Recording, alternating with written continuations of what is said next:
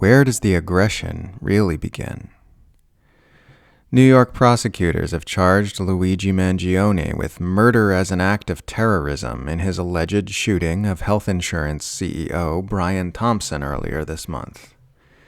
This news comes out at the same time as a Haaretz report titled "No Civilians, Everyone's a Terrorist. IDF soldiers expose arbitrary killings and rampant lawlessness in Gaza's Netzarim corridor." The report contains testimony from Israeli troops that civilians are being murdered in Gaza and are then being retroactively designated as terrorists to justify their execution. A recently discharged officer told Haaretz, "We're killing civilians there who are then counted as terrorists." These stories together say so much about the way the label terrorist is used under the U.S. centralized power umbrella. The guy who shot the health insurance CEO is a terrorist, but the people systematically slaughtering civilians in Gaza are not terrorists. The people who are fighting against those who are slaughtering the civilians are terrorists, and non-combatants are being categorized as belonging to this terrorist organization in order to justify killing them. Meanwhile, the al-Qaeda affiliates in Syria were terrorists, but now they're a U.S. puppet regime, so soon they won't be terrorists.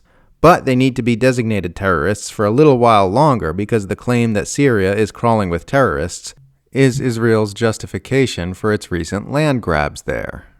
The Uyghur militant group ETIM used to be a terrorist group, but now they're not a terrorist group because they can be used to help carve up Syria and maybe fight China later on. The IRGC is a military wing of a sovereign nation, but it counts as a terrorist group because of vibes or something. Is that clear enough? Really, the label terrorist is nothing more than a tool of imperial narrative control which gets moved around based on whether or not someone's use of violence is deemed legitimate by the managers of the empire. Because Mangione's alleged crime has ignited a public interest in class warfare, the label terrorism is being used to frame it as an especially heinous act of evil against an innocent member of the public. The Empire's favorite trick is to begin the historical record at the moment its enemies retaliate against its abuses. Oh no, a health insurance CEO was victimized by an evil act of terrorism. Oh no, Israel was just innocently minding its own business when it was viciously attacked by Hamas. Oh no, Iran attacked Israel completely out of the blue, and now Israel must retaliate. Oh no, Russia just launched an entirely unprovoked war on Ukraine. Everything that led up to the unauthorized act of violence is erased from the record, because all of the violence, provocation, and abuse which gave rise to the unauthorized act of violence were authorized by the empire. Authorized aggression doesn't count as aggression. Whoever controls the narrative controls the world. If you control the narrative, you can control not only when the historical record of violence begins, but what kinds of violence qualify as violence. Killing people by depriving them of health care because denying health care services is how your company increases its profit margins? That's not violence. Inflicting tyranny and abuse upon a deliberately marginalized ethnic group in an apartheid state? That's not violence. Violence is when you respond to those forceful aggressions with forceful aggressions of your own.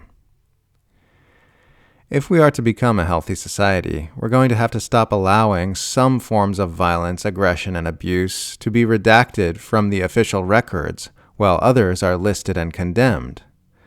Those who care about truth and justice account for all forms of violence, aggression, and abuse, not only those which inconvenience the rich and powerful.